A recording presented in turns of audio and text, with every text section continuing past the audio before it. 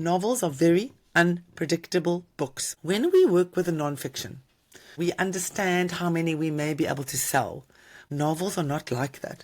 Novels are books that are sold on a little bit of magic and good timing, which is why over the years I've moved a little bit more tightly into the realm of nonfiction, which is a more predictable market.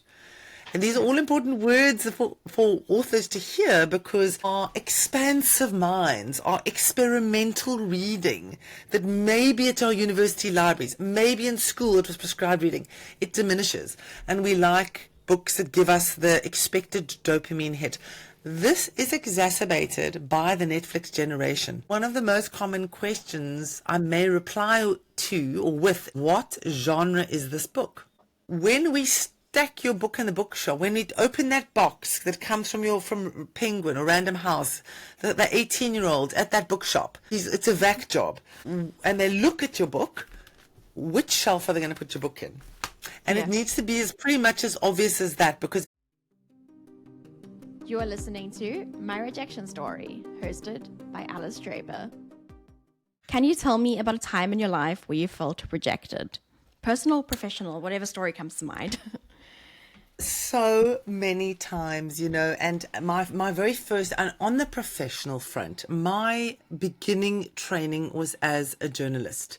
So I started off as a journalist, as a young cub reporter, we called it in those days, and I worked on Fleet Street as a financial reporter.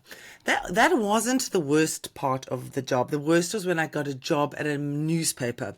It was called the Mail and Guardian, and I was a young reporter, and every single day I was sent out to cover a story.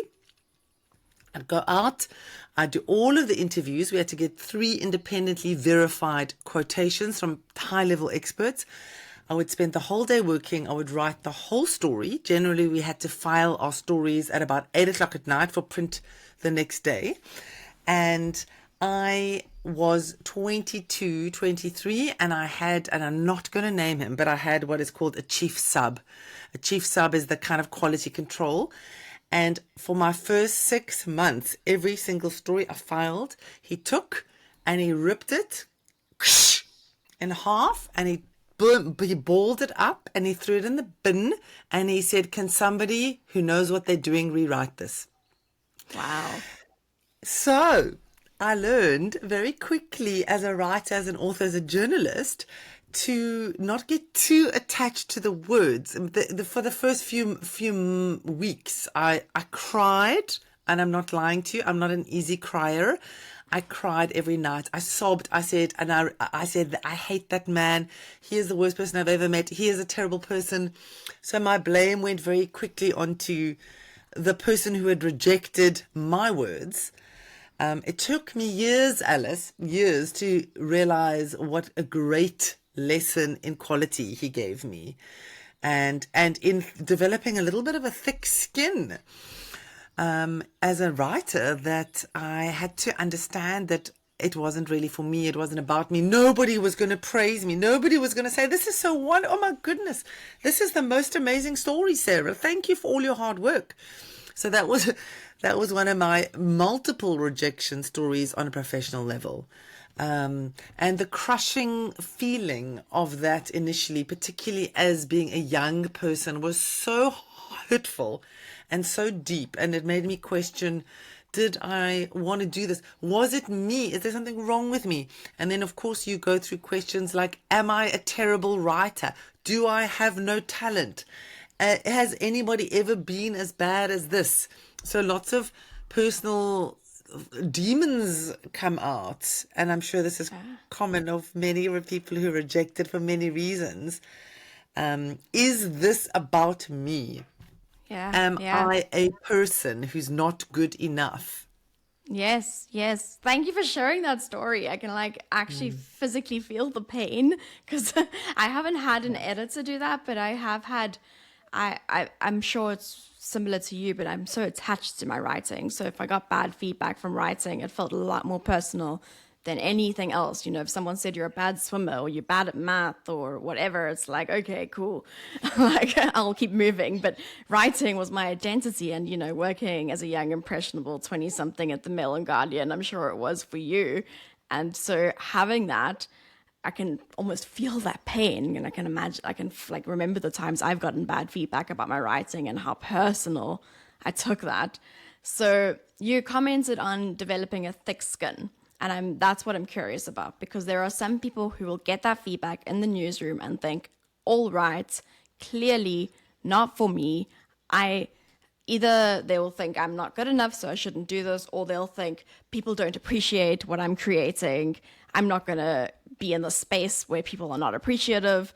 And a big differentiator between, I think, writers who are successful and writers who don't get their work out there is the ones who take these as learning lessons and be like, all right, clearly what I'm writing is not landing.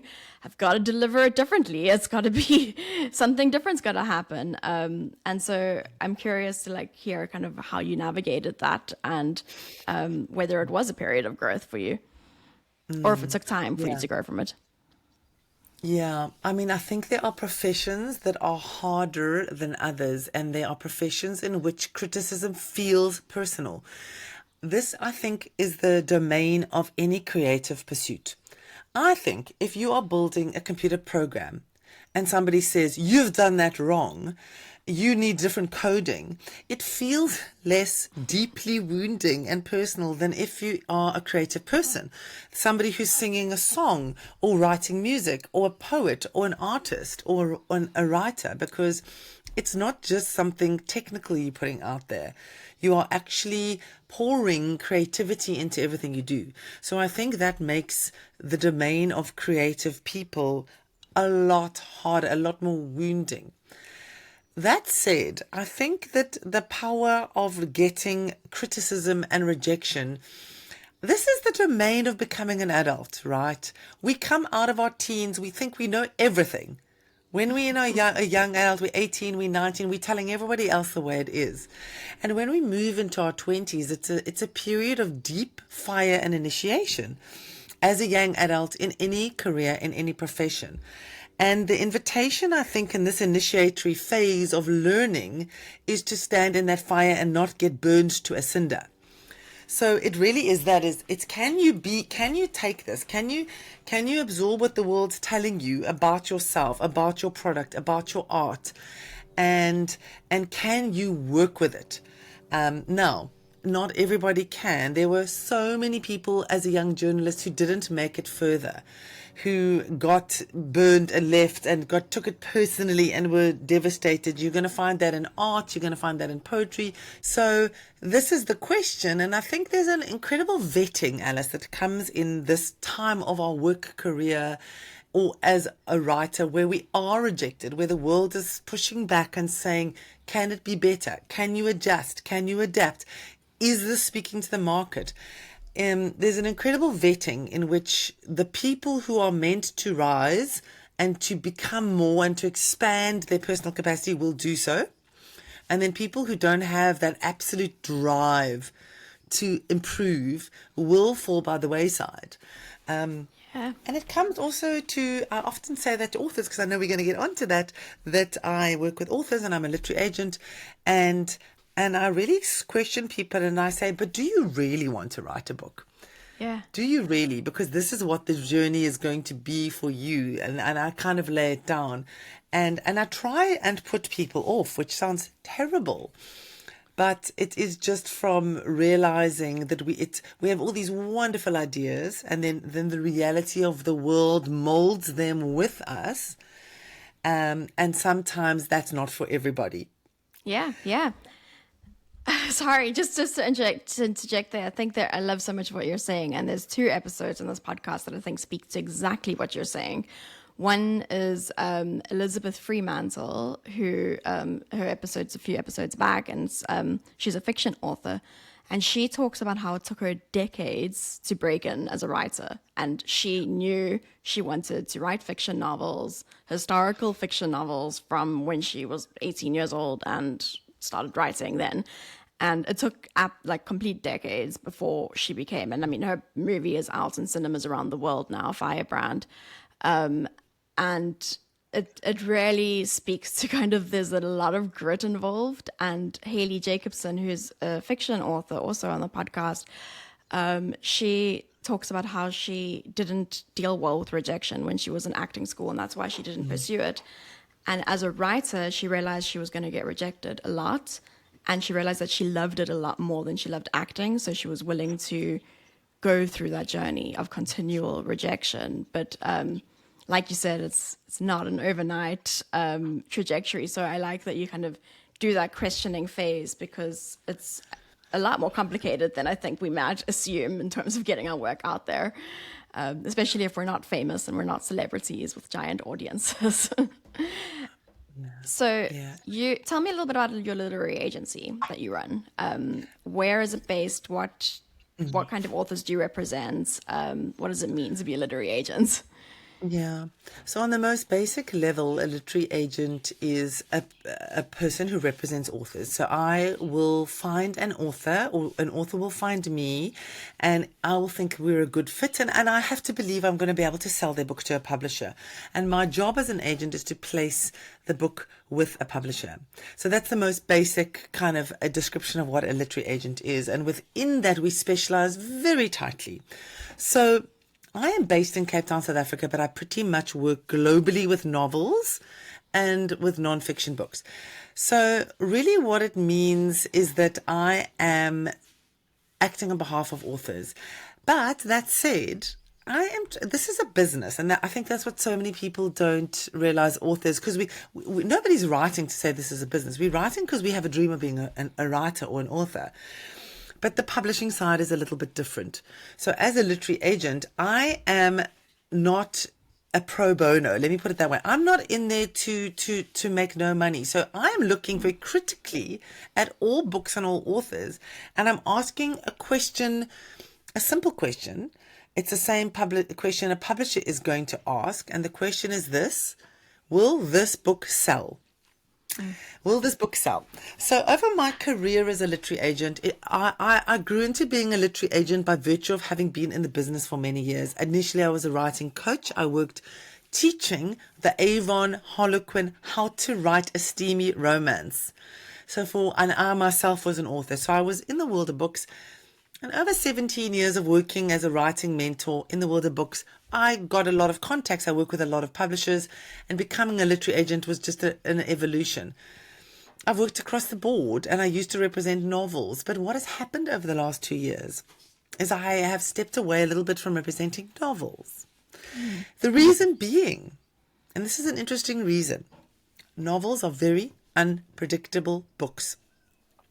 When we work with a nonfiction, with a book, fact-based book, we have a level of prediction. We understand how many we may be able to sell. We know the author has a certain network, or they have a certain reach, or that they speak to a certain number of people. So we have an estimation we can make. Novels are not like that.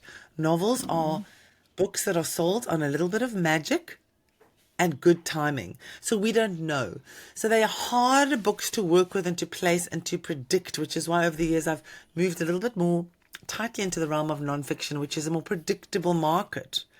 And these are all important words for authors to hear, because it's the understanding of what the end game of publishing is, and how to also write a book that a publisher sees as potentially a good sell. So I love very that. important, all these Yeah. things, yeah.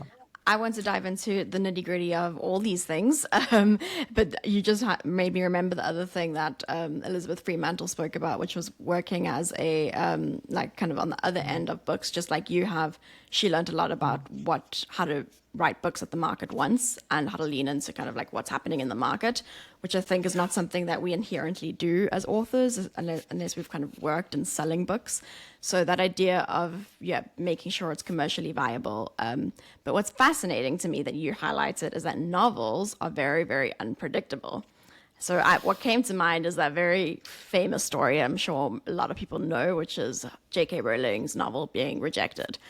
And a lot of people can be like, how could anyone reject it? But also, as you said, it's very unpredictable. So from the publishers, their reason was that people are over magic. Like, magic has been done and dusted, and this is not what's happening. And so they could not predict that what was going to happen to Harry Potter would happen to Harry Potter. And I don't even know, like, if we could sit here and say they did a bad job. It was just really unlucky because there is some magic that goes into novels. So I'm going to ask you all about nonfiction and sort of selling in nonfiction. But back in your time of working with novels, were there any trends? You said that it was very unpredictable, but did you notice anything that you could look at as a literary agent to assess whether a novel could do well or not? 100%, 100%. And this is a really good question, because it's often where I push people back when they're starting a book. I say, look at the books that sell. And by that, I mean the categories or genres. So there are very big selling global genres that we know publishers are interested in, and they change over decades. So back in the 1950s, cowboy novels were fantastic. Short stories, sold very well in the 70s, 80s, 90s. Now, the world changes a little bit. So if you come to a literary agent with a cowboy novel, they're going to say, we don't do that anymore, pretty much. So we watch the trends. But there are trends, there are kinds of books that sell perennially, which is really what a publisher is looking at. Alice, I also just want to say, and I'm going to tell you what they are, but what's also happened, it's been a huge change in the market over the era of Amazon, ebooks, mass book sales, trade book sales, because what has happened is that buying patterns have changed. And I often explain it like this, and I'm talking now about how do people buy books, which is important for an author because you need to understand the patterns. When you were younger, you may have read widely. You read this and you read that, and somebody recommended a magic realism book and you read it, and somebody recommended a coming of age book and you read it, or a sci-fi book and you read it. But what happens is people's buying patterns start to tighten over time. And as our readers get older, they get more and more segmented and clear about what they like to read. So what we found in the sales of books is that the fringe categories have faded away, and buyers group together under certain very big and well-selling genres. And we all know them. I don't even have to tell you. Walk into a Barnes & Noble, walk into Waterstone Books and Piccadilly Circus. These are the big categories. It is crime, it is romance, it is action, it is young adult, new adult, and of course children's books, which are a huge category in themselves. So, and we've also got a grouping that we call speculative fiction. Speculative fiction is a little bit of a grouping of kind of fantasy, sci-fi, urban fantasy, all those kind of books together. So we know that these books sell. And what's tightening buying patterns is Amazon and online algorithms. Because the second we see, or the booksellers see, that you're buying consistently Sarah J. Maas, we know that this is the sort of book you like to read, and you're going to be suggested and recommended, and it's going to come in your feeds, and it's going to come in your TikTok feeds. And so what's happening in the domain of book sales is the smaller categories are falling away. Readers know what they want. They expect things out of those books. They expect length, they expect kinds of characters, they expect certain beats to be hit in each of these books.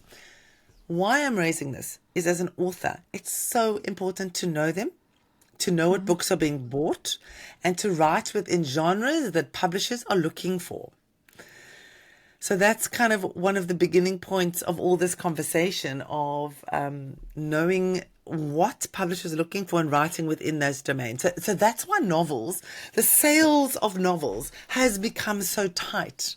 Yeah. And I'm sure you've got people on your rejection stories, are many novelists, and I can give you lists and emails of my novelists who pitch and pitch and pitch and pitch and pitch and pitch and pitch within tight, they even know the categories they're writing, they know it's a middle grade fiction, and the consistent feedback may be, this is not a standout novel in this genre.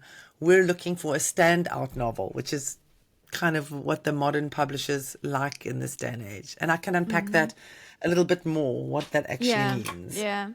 So I'm thinking, as you highlighted all of those genres and like your Barnes and Nobles or your Waterstones of all the romance and the like crime and stuff, is that a lot of people who read those are the biggest genres, and when people read them, I get the sense that they read a lot of them. Like, I once I managed a social media of a like very successful like crime thriller author, and his readers read everything he wrote religiously, and they read like 10 other crime and thriller authors, and they just like sat at home reading like these types of books all the time.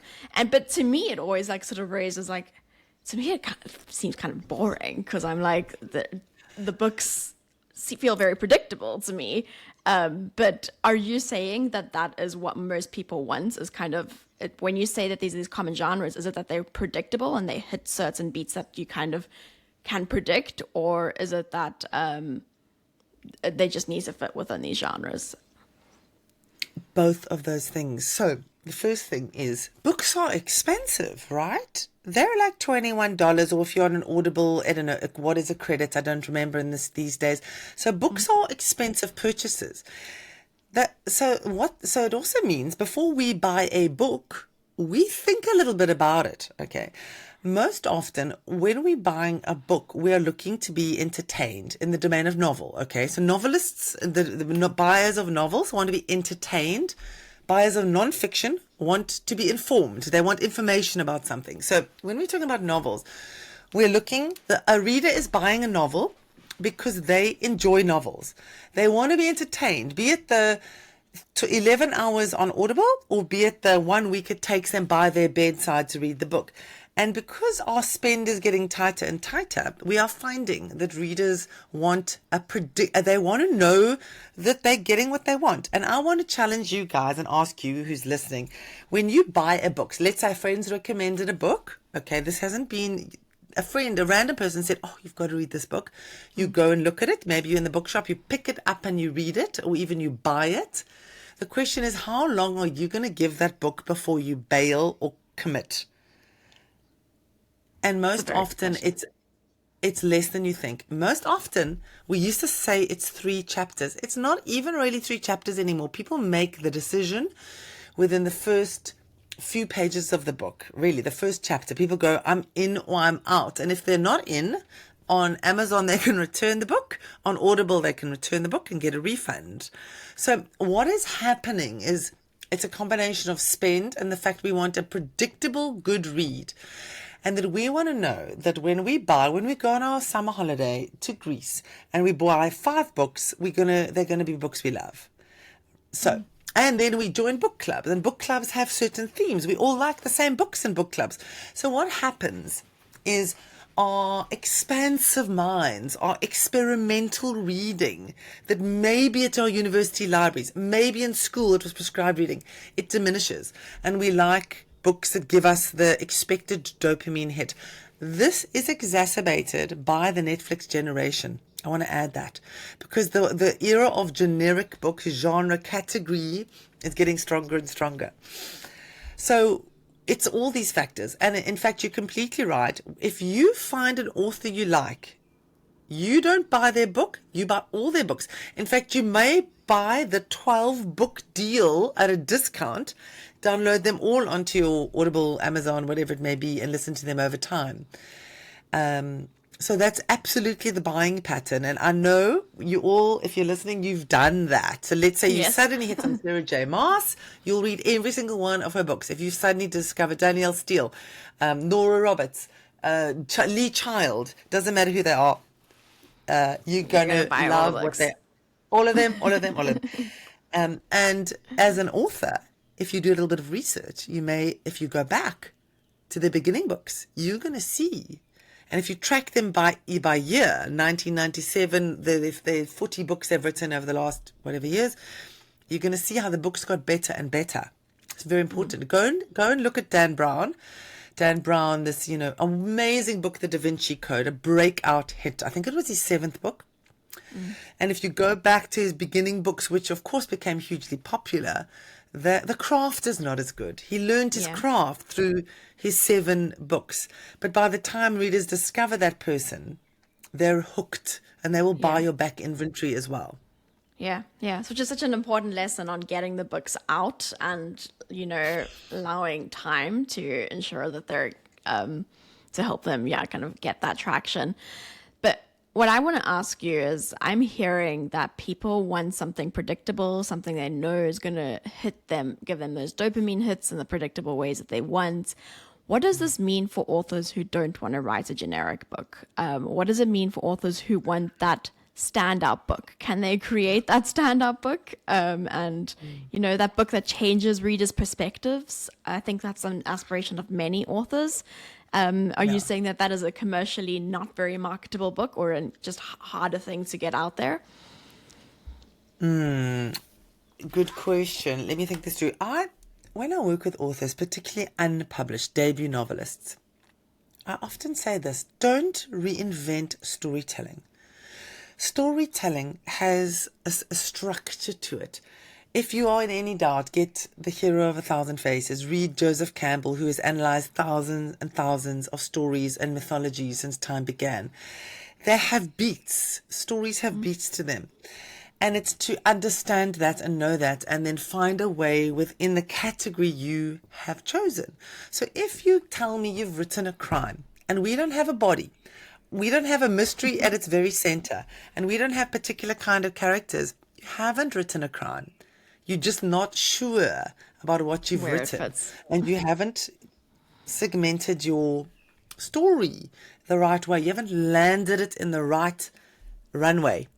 Planes, we need the right runway to land our plane in. So don't reinvent story. Don't do something weird. Don't do something wacky. Don't jump time like Quentin Tarantino. Don't do experimental stuff. Don't write the whole thing in second person. So I say that to debut novelists because you want your best chance of getting readers and publishers.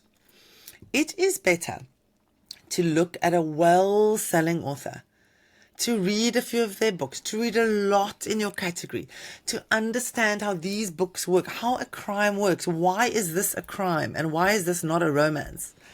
How have they plotted this book? What are the big beats of a crime that have to be there to make this a crime? Alice, as a literary agent, I spent a lot of time reading manuscripts of debut novelists or people who have spent many, many years on a book. It can be 10 years. And one of the most common questions I may reply to or with, if I reply, because I don't always reply, it may be, I'm confused. What genre is this book? Mm-hmm. Now, I know that they don't know. It doesn't mean it's a bad book. It means they've just straddled two different shelves. And I want to make it as simple as this. When we stack your book in the bookshop, when we open that box that comes from Penguin or Random House, the 18-year-old at that bookshop, it's a vac job, and they look at your book, which shelf are they going to put your book in? And it needs to be pretty much as obvious as that, because if you don't know what shelf they're putting your book in, you're going to run into plotting problems, you're going to run into genre problems, and you're going to battle to place your book with an agent or a publisher, because they know the conventions. So would you advise first-time authors to really stick to kind of some of the more common rules where you're not reinventing the wheel, as you said, you are following what you have to hit in a romance or a crime, whatever it is, you have a clear genre. And it's more like if you have done that successfully and you have an audience and you are good, then perhaps you're allowed to sort of play with bending the rules and blending genres. Would you say that that's something that could be possible? Yeah, so 100%. The first thing is, I'm going to answer the last thing first. Never bend genre. Okay. Don't bend genre. Okay. Rather be smart within your genre. Be literary within your genre. Be standout within your genre. But you need to know you're writing a crime. You need to know you're writing a young adult. You need to know you're writing a new adult, whatever it may be. Okay, so don't bend genre, please. What if it's like romance with some crime in it? Is that possible? Yeah. So I'll tell you one of my early rejection stories. When I was a beginning now, and then I'm going to come back to this. Should you write a simple book? Okay, I'm going to come back and answer that. So one of my first books, and I was already a multi-published author. I had 3 books in nonfiction books under my own name, and I wanted to write a novel. And I spent a lot of time writing a novel, and it was set in a small town, and it was a young woman who went back. A stranger goes, she went back to her hometown, and there was a murder, and she was trying to solve the murder. And I did the whole thing: first draft, second draft, third draft, fourth draft, fifth draft. Sent it out, self-addressed, stamped envelopes, because in those days you posted your manuscripts. This is in like 1997. You posted your manuscripts, and I was really lucky because of the 20 I posted, 2 people got back to me after 3 months. The one said, no, thank you. And the second sent me a long letter that said, and then followed up by a phone call, which went along. It was an LA agent in Los Angeles, and they said, Sarah, we can see you have talent. We can see you can write, but you've made a huge error. You've got a crime and a romance. You need to choose one, and by far your strongest plot line is your romance. I was all of 25, and I took their advice, and I thought they're wrong. The strongest plot is not a romance. It is a crime. And I rewrote the whole book 3 or 4 more times, tightening the crime aspect, sent it off, and never got published. And it must have been 12 years later that I came back from working all over the world, and I was cleaning out files, and I opened and I saw this book, this printed out book sitting in my bottom drawer, titled The Ticking Shed, and I read through it. And with the hindsight of 12 years, I slapped myself on the head and I went, of course it's a romance. I mean, really. There were brooding cowboys. There were damaged people looking for love. It wasn't a crime. So what I had done is I just got the genre wrong. So what is the other lesson to extract from this story? Most books have a main plot and a subplot. The most important thing is, what is your main plot? If it's a crime, the driver of the plot is solving a mystery, okay? The romance is your subplot. It's happening on the side. It's pulling the reader forward. It's important to know that. If romance is your main plot, the driver of the whole novel is will they, won't they? Will they, won't they get together, fall in love, whatever it may be, but it is will they? And then maybe the subplot is a crime. Maybe just on the side, it's a quieter, gentler story. There's a crime involved. But you need to know what your primary genre is. And you can go look on Amazon. Please do yourself a favor. Go, and I'm talking to the writers out there, go onto Amazon, look at their categories and their subcategories, and be super clear. Even if it's a crime, is it a cozy, if it's a crime, is it a cozy? Is it a paranormal? Is it a forensic pathology? Is it a forensic crime? Is it a, noir? What is it within the crime genre? Yeah, so I love that's that the so answer. much. Are you ever going to go back to that book and bring it to life as a romance? The book you wrote in your 20s? It's such a great question, because we're all sitting there with half-finished projects in our drawers. No, is the short answer. You know why? I think we learn so much from rejection, which is what you're talking about. We learn so much about the books that fail.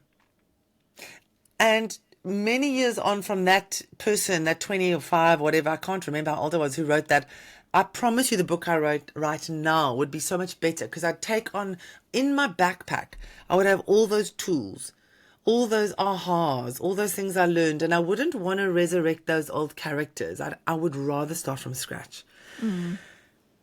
But often with authors, I say to them, go and look at those manuscripts that are lying by the wayside. Are they worthy? Are they good enough? Can you pick them up and work those ones a little bit more? Or should you just start from scratch? Yeah, I love that so much. So when you were selecting fiction authors, were there some boxes that they had to check? Like, was there okay, it's fits a genre, the story is good. Like, were there if you had to give us a checklist, is there a checklist you could give us? As an agent. As an agent. 100%. I'm going to talk novels at the moment, because non-fictions are different. And I want to tell you novels. what it's like. I'm going to get to nonfiction just now. Yeah, novels. because they're a little bit different. let me describe what happens when you're somebody like an agent. I've worked for big agencies and I've now got a small agency. It's the same for a publisher. It would be a similar process. Across your desk, in your email, or via Submittable, which is the online forum, you get a number of books on a given basis. A big publisher is going to go to their assistant first. A small agent like myself, I'd read them myself. So the first thing you're going to do is you're going to look at the query letter. You're not even going to open the email for sure, right? You're simply going to look at the body of the email, and what you expect to see in the body of the email is a few things. You expect to see, you don't care what the title of a novel is, really. It's not that important with the title of the novel. The first thing you want to see is they know their genre and that you represent that genre. So I don't represent children's books. So if you send me a children's book, I'm immediately going to send it to my assistant and say with the note reject. She'll send a very nice email back saying, thank you so much. We do not represent children's books. Simple, right? That you don't take that personally. The next thing I'm going to look for in the body of the email, this is before I've opened the novel synopsis. I want to see two things. I want to see they know the genre, and I want to see a character who's in terrible trouble. That's all I want to see. There's a third thing. I want to see there's a story. So don't forget the query letter is essentially your back cover blurb. It's a teaser. It's maybe a few hundred words. It's 2 or 3 paragraphs at the most. All I want to see is there's some characters I can buy into. I can absolutely see they're on a journey that's genre relevant, and that I kind of like the vibe. There's a bit of a feeling of a story that's going to develop. So all that means is I'm going to open the next part, which may be it will be the novel synopsis. The novel synopsis, as you probably all know, is an entire breakdown of your novel. It's going to be blow by blow over 3 to 5 pages. This happens, and then that happens, and then you meet this person, and then they do that, and then they do this. And I'm going to glance through that. And if I still think, they've got something there. I like that character. She's quirky. She's a virtuoso violinist. I like that. And she's discovered a body hidden in a cellar. This ticks the crime boxes. I'm going to then open the next piece, part 3, which could be the attached first few chapters. Authors don't always attach that, but if at that point I'm interested enough, I'll mail back. I'll say, hi guys, thanks. So initial look looks interesting. Please send me your manuscript, or please send me 5 chapters. That's the next step. So, and then I may read the first 5 chapters. When I open the first 5 chapters, pretty much I'm going to see very quickly by those first 5 chapters if there's a book there. Quickly. What am I looking for? I'm looking initially for a character who is interesting. The second thing I'm looking for is an inciting incident. What happens? Okay, build your character. Something's got to happen to put their life in turmoil. And then I want to see that you can kind of follow through. There's a little bit of a story building. And that, you've got somebody hooked at that point. They're going to say, oh, they can write. The character's good. Clearly they know their genre. They've ticked a lot of these boxes. I'm going to ask for the full manuscript.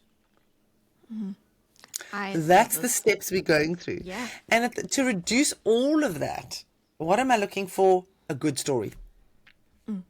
A good story. And I think that big takeaway is don't think that the story is going to be in the manuscript, because if you cannot get that good story across in the synopsis, if you cannot get it across in that initial email, nobody's ever going to reach the point of reading that manuscript. So I love that so much. So I think, getting your attention so far as to even reach a synopsis or reach reading the first few chapters, it's that initial email. So that initial email, the genre needs to be very clear. There needs to be a protagonist in trouble with a great story. Is that correct?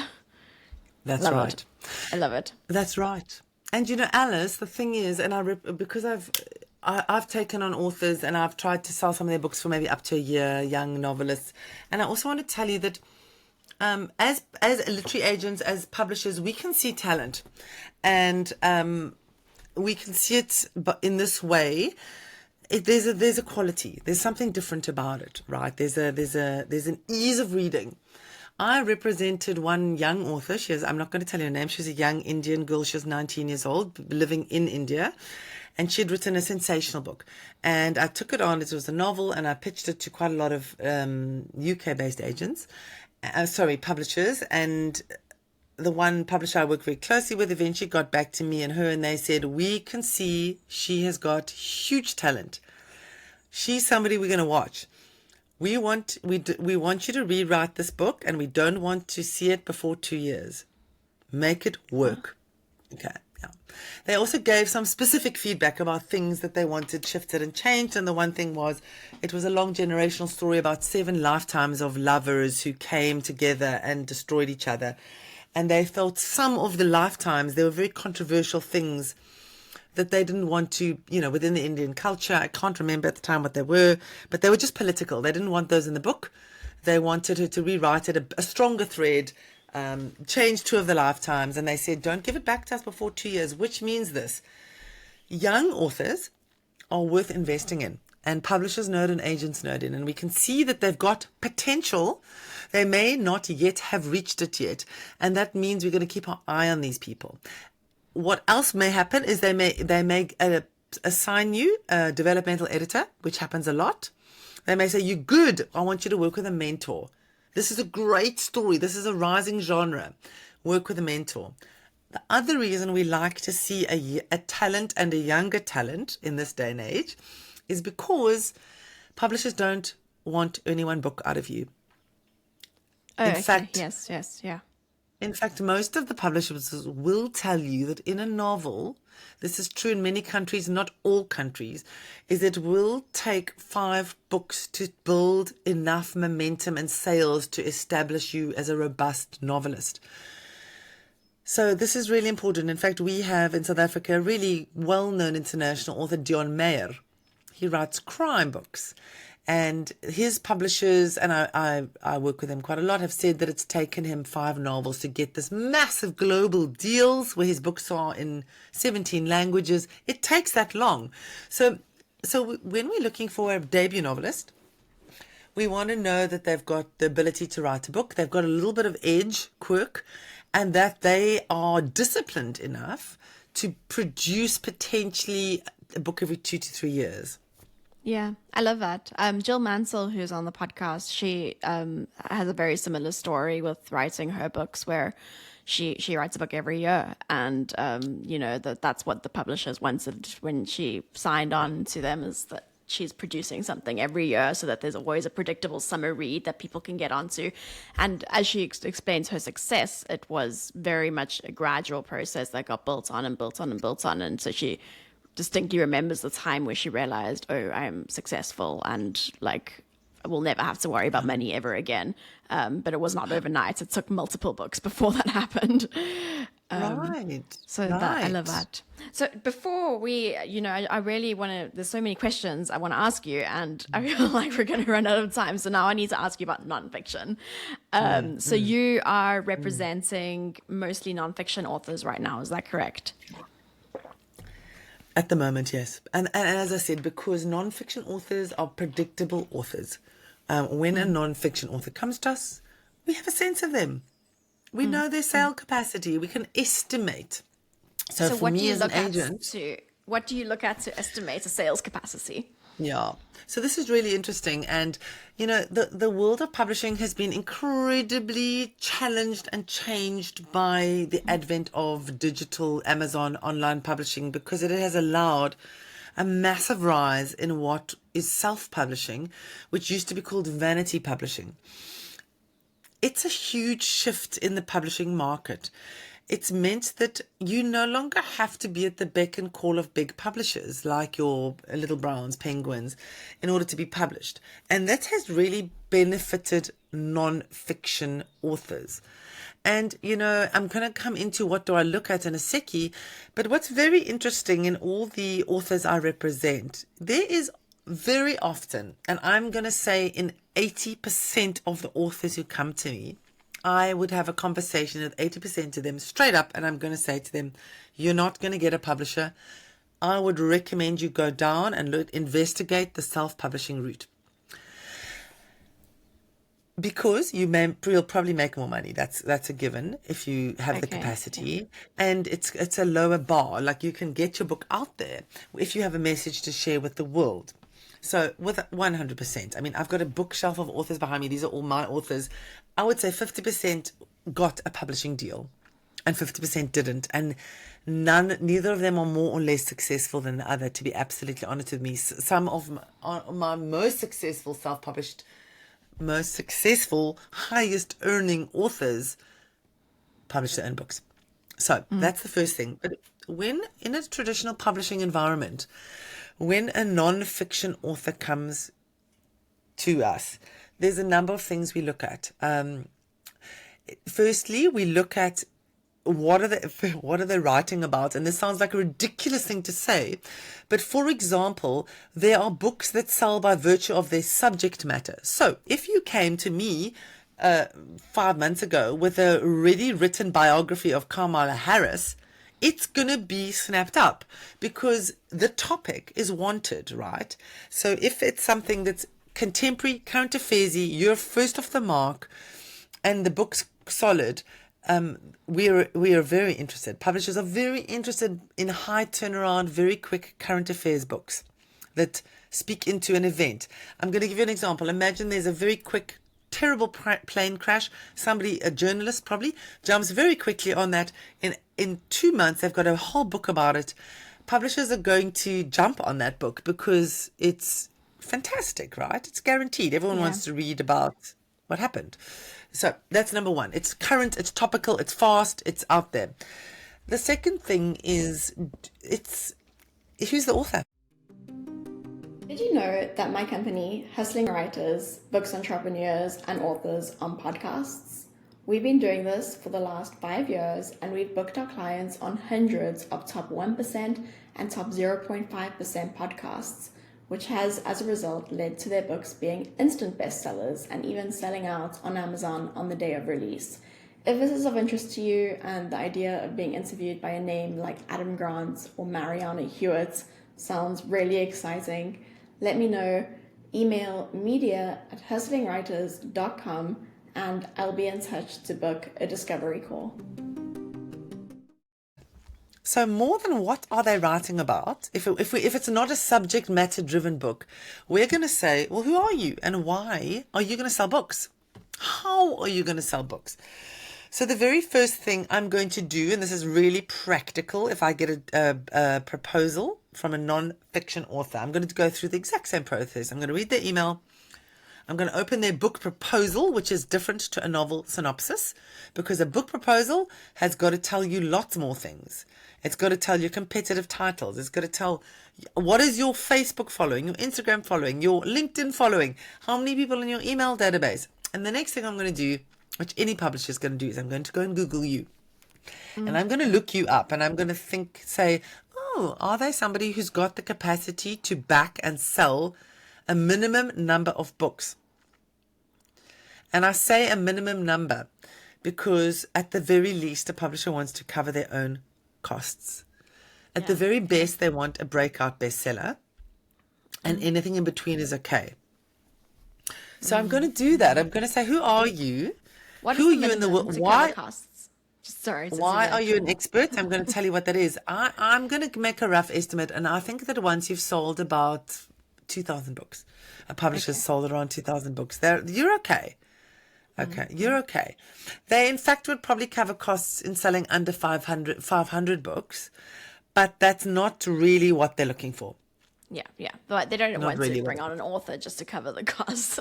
Anyway, sorry, please continue. Yeah.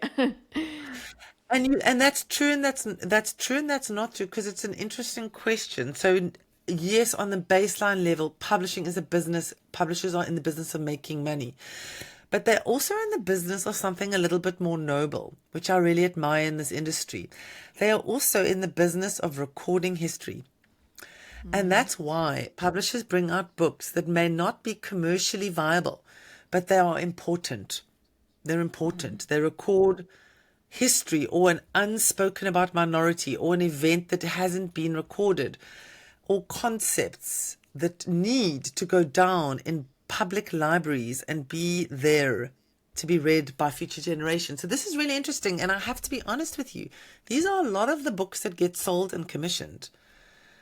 So if, for example, there is a small, and as an author, and because this book is for authors, your podcast, I often say the best way to write a book and to get published is to get commissioned to write a book. And by that I mean take a really good look at the contemporary market and find out if there's a non-fiction book you can write that you can pitch to a publisher that's really useful. Maybe there's a minority population in your area there's nothing about them. Maybe there's an important story that hasn't been told.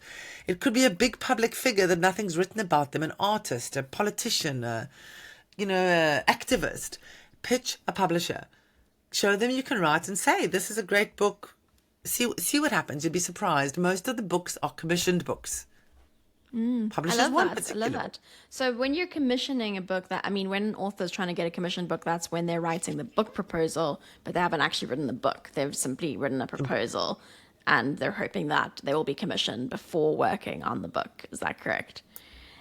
100%. And I'm going to give you an fiction example. authors need to submit a manuscript. A fiction author can't get commissioned.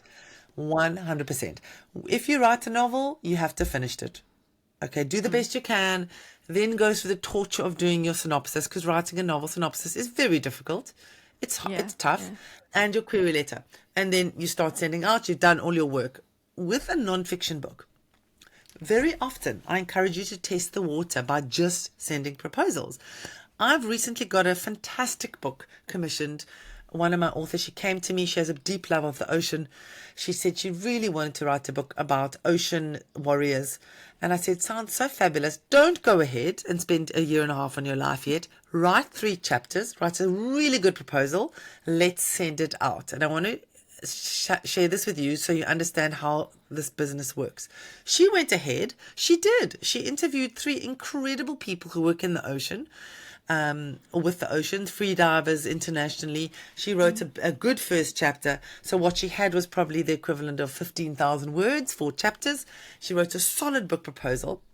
It just so happened that I work with a lot of publishers. I knew one publisher, and I absolutely know that her husband is passionate about open water swimming, open water diving. So all I did was I threw her the book. I said, you may like this. I know you love the ocean. All she read were those 4 chapters. She signed a publishing contract with this woman. She said, fantastic, you've got 18 months to write and deliver the book. And here are the people we'd also like included in the book, because we want this book to sell. So here's some big name people. We'll facilitate the interviews. So this is a great example of jumping on a contemporary trend, which is ocean preservation, cleaning up our oceans, protecting oceans, climate change, pulling together a great idea that interests you, and finding a good fit with a publisher who have a special interest in that. Yeah, I love that so much. So thank you so much for sharing all of that. I'm hearing that finding a contemporary trend, being very topical, is a great way of getting a book deal, potentially, if you don't have a huge audience. So if you're being Googled and you don't have tens of thousands of followers, perhaps if your angle is unique enough, speaks to some kind of social issue that the publishers care about, then that's potentially a way. Because there are people on the podcast, Jason van Ruler, who actually he built 140,000 followers to get a book deal because he wanted to write a book and he was told he needs to be famous. So that to me seems like a very hard thing to do, and I'm hearing that there is another way around it. So I love that. So if a writer is kind of thinking along those lines, what does it mean to start looking? Do you have any kind of advice of how they could start looking at what sort of trends, contemporary trends there are that potentially publishers would be interested in right now? This is just like what we call social intelligence. Just look at what your peers are talking about. I think there's three aspects to this. Firstly, writing a book is a long process. This is not a blog you're writing. This is a commitment that is going to take you a year. and it's a date with you and your fingers on a keyboard, right? So you want to make sure that you like the date. You like the date. Don't write a book that you're not interested in, that you're not passionate about in the nonfiction realm. So that's the first thing. Like, what really gets you excited and maybe possibly contemporary and interesting? The second thing is access. Is there somebody you know that has a fantastic story that you can get access to? I mean, imagine, for example, that you happen to know or have access to a serial killer and you want to go behind the scenes of the serial killer. Great. You know, true crime is very popular right now. Just want to add, that's one of our real rising nonfiction genres. And the third thing to think about, and I often laugh, don't try and get too serious. I want you to walk into a bookshop. I did this research recently in America. I strolled through lots of different areas and, from Boston to Boulder, and I was looking at bookshops. I was going for some of my authors to check their books, and I looked at those books that sell, and I promise you, they're not the heavy books. Some of those books that sell relentlessly. Think of The Boy, The Mole, The Fox, and what's it? The Boy? I can never get it right. People love a light gift book. Don't underestimate the power of a book of sayings, of beautiful quotations from the great masters. People come with these unbelievable heart and soul projects that are about trauma or loss, or people like to have light books. So is there a book that's easy, that's light, that's a holiday read, that's a gift book? Think about gift books. They're books people buy for other people. So and look at what's selling. And it's one of the biggest selling books. The genres is Christian publishing. So if you happen to be in the religious and the Christian, think about that as your publishing niche. Again, we're talking about genres. Christian publishing is huge. So take a look and also have a bit of fun with it, because a book's got to be fun. You've got to enjoy the process. I love that. So a lot of people listening are not just authors, but they're also entrepreneurs, and they run businesses, and they're interested in writing a book that's related to their business. So that could be self-help, because they're a coach. It would probably fall under the sort of self-help genre, maybe business, maybe kind of teaching business stuff. And that's a very saturated market. I personally find that it's very hard to, just as a reader, it's very hard for people to distinguish themselves and write something that's very different to what's been written before. It feels like all the advice has been given before, and now there's just different words to explain the same advice. Do you ever work with those sorts of authors? Is this something that you can speak to in terms of how to differentiate yourself in this space? Yeah, absolutely. In fact, most of my mentorships I run, which are year-long or 4-month mentorships, are exactly that, where they're with business people, they're with coaches, they're with people who've run a big business. They've learned some stuff. They want to share it, or they want to elevate themselves to the next level. So just to speak to the trends, you're absolutely right. It is a very saturated market. And unfortunately, people default to names they know. So we would battle in territories like South Africa, Australia, New Zealand to compete with the big names. Who are the big names? Simon Sinek, Anthony Robbins, James Clear. You know who they are. In fact, if we have a homegrown author who's learned unbelievable habit, how to change your habits, how to change your life, they will battle on a shelf with James Clear, Atomic Habits. In fact, we default to these big American brand authors. What that means is publishers are hesitant to pick up somebody like that. They're very hesitant. This is absolutely the author who's going to benefit from a self-publishing model, because most often they're not writing the book to become a New York Times bestseller, although that's very nice to have. We all want that on our book, on our tick box. Most often when you invest a year of your life and write a book, you're doing it because you know you are an authority and you want to stake that ground. Writing a book elevates you above all those people who make podcasts or talk. I'm sorry to say, I didn't mean podcasts in a derogatory way, but I mean who write Instagram posts. people who write Instagram posts or long LinkedIn, or they tell their friends, or they talk to business meetings and they share this font of knowledge. Writing a book is really, truly, it's like becoming a doctor. It's the equivalent of a PhD. The effort, the investment, the time, the research, the digging deep, the rejection to get that book to 80,000 words. They deserve the authority that they get from it. So that's why people write a book like that. So it's to do talks, it's to get conferencing work, it's to be a keynote speaker, it's to do those kind of things. Some of my biggest authors I represent are exactly that. They're futurists, they're thought leaders. They have not got traditional publishing deals. They sell their books and through their talks in massive conferences in Dubai, Chicago, LA. They order those books on Amazon, so the books get delivered at author costs. 5,000 books arrive at the conference, all through Ingram Spark, which is easier. It's the printing division anywhere in the world. They arrive at the hotel where they're delivering a keynote address, 500 books. Let's be conservative, and they deliver the talk, sell the books, and they make 80% of the sale, which is what Amazon offers you, by the way. You get 80% of a book sale, as opposed to a publishing deal where you get a royalty of between 12 and 14% of a sale. So your coaches, your people, this is the way generally they are moving. They are moving into investing in their own books. Yes, I love that you touched on that. And most of my clients are coaches, keynote speakers, in this domain. And most of them have self-published, or they have gone hybrid publishing, where I actually am going to, on this podcast, interview 2 CEOs of hybrid publishers. And that is just to help with kind of like getting into bookstores and help with the like marketing and sales of the books. But you're not getting picked like by a big publisher. You are actually putting the costs up front to the hybrid publisher.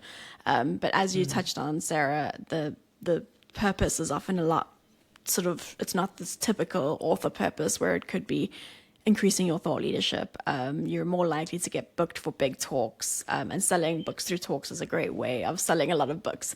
So my second to last question for you is one more question about books, and then I just have one sort of question to close off the conversation, is the size of the book deal. So I spoke to someone on the podcast, Amy Chantal, and she said that she got a book deal. She worked really, really hard to get a book deal, and she only has 3,000 or so followers. She doesn't have a huge audience, and it's a nonfiction book, so it's just that genre. We're just talking about kind of the Adam Grant-y style of writing.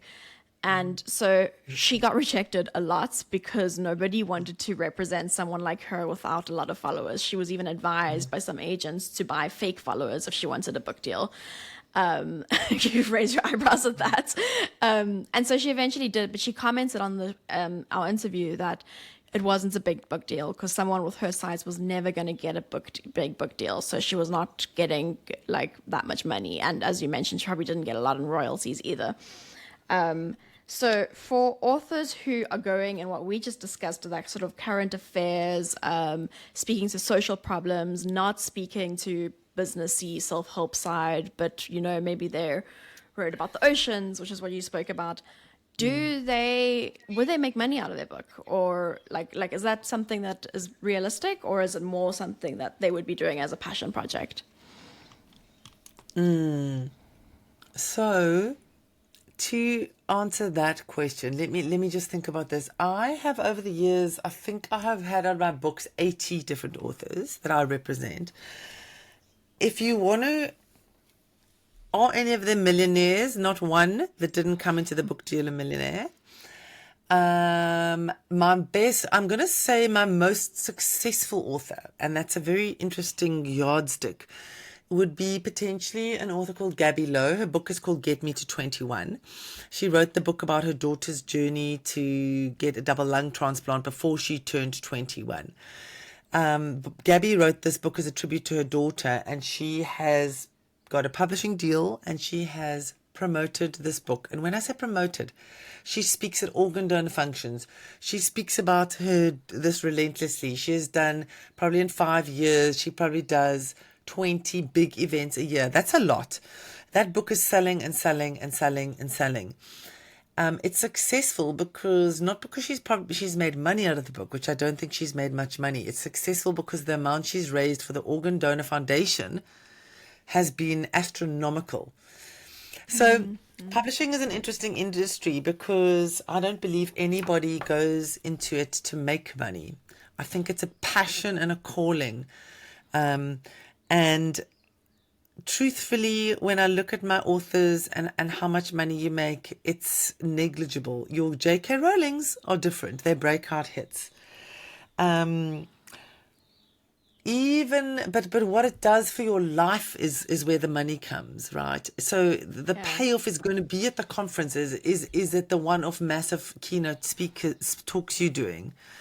It's very hard to judge how a book is going to sell and what money it's going to make. And I feel that the industry is very tainted by these big American concepts of what it is to be a published author.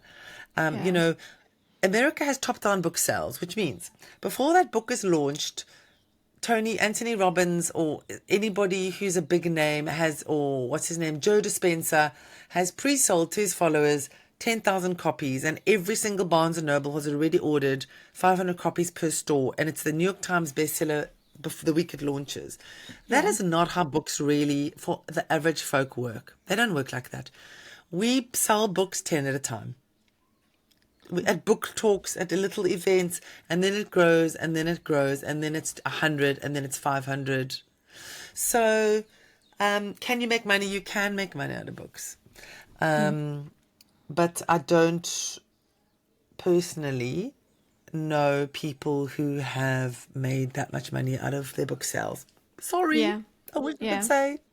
But it's like a reality check that I think we all need to know is that, you know, you are going to be one in a million probably if you're going to get rich off your book. And something you touched on, which I also just want to re-highlight, is that it's very hard to quantify what the effect of the book is going to be on you because you may not be making tons of money off the books and the sales.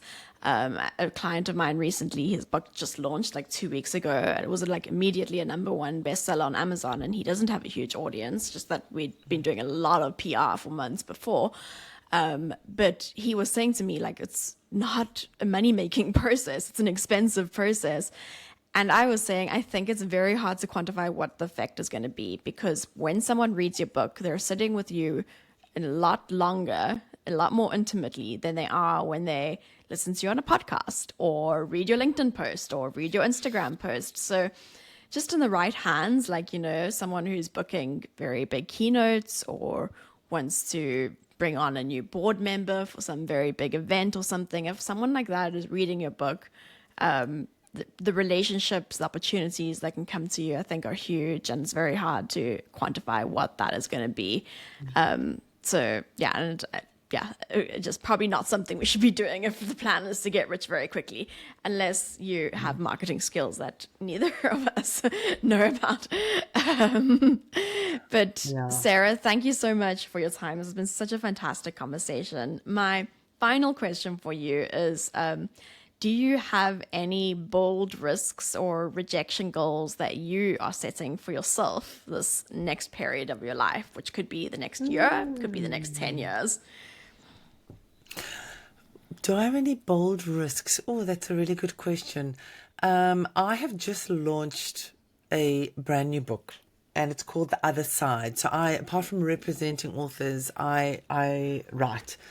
So it's my 5th book, and it's called The Other Side: Journeys into Mysticism, Magic, and Near Death. And I want to tell you the risk I have taken with that. It's more of a commitment, is that I will do 30 book events over the next 12 months to get the book out there. Now, this doesn't sound like a lot, but I want to tell you that often it's such a process. Oh, I'm writing a book.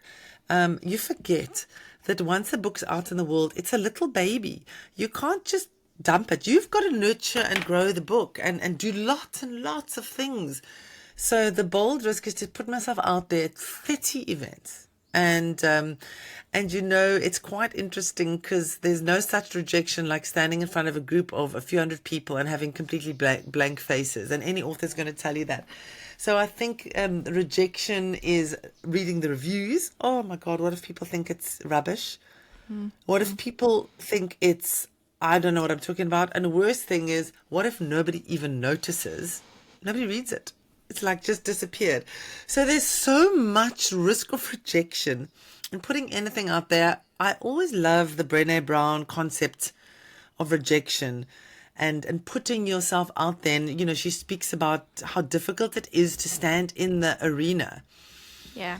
It's really easy to be in the cheap seats, like throwing or booing or clapping or thumbs up and liking a post. And that is not the domain of what we do as authors and as change makers.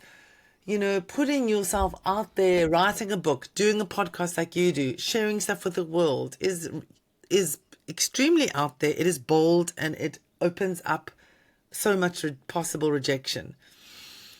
So we're doing it. We're doing it. Yeah. And I think that's such a lovely closing note. Like putting ourselves out there, doing the thing is vulnerable. So congratulations on getting that next book out there and speaking out for it. And I talk about this all the time, but I think when we're really passionate about something, like the least vulnerable thing to do is to be very quiet about it. So for you, it could be writing the book and not like trying to get into events and not trying to like kind of build a buzz about your book. For me, it could be making this podcast and just publishing it and not getting my community involved and not like sort of pitching people to kind of help get this book out, this podcast out there.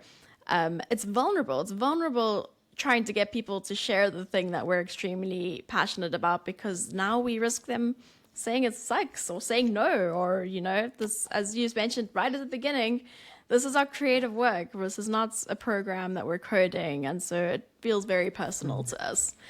So thank you so much. Okay, so if anyone wants to find you, where should they find you and what can they find you for? Like what services would you potentially They can find me at thewritingroom.co.za. And really, I work with authors over mentorship. So I run a 12-month mentorship working over a year to get you all the way to publication, or a tighter 4-month one to just push you to write the book initially. And I run writing retreats. So I have run writing retreats every year in Greece, in Tuscany, and every 2 years in Lamu, a magical little island of Kenya, and in Cape Town, South Africa. I love Lamu Island. It is magic. It is magic. So yeah, and really, as a literary agent as well, take a look at what I work with. You've probably heard me speak about it. I never really solicit for authors because generally I have a waiting list. You're going to find most agents do. But a beautiful book that's just timeless and well placed, I am looking for it. And all publishers are always looking for books. Yes. That's our business. We want good books. So you can find me there, The Writing Room, or internationalwritingretreats.com. Amazing. Thank you so much for your time, Sarah. And listeners, create that magical book and work on that book proposal. This was fantastic. This was My Rejection Story, hosted by me, Alice Draper.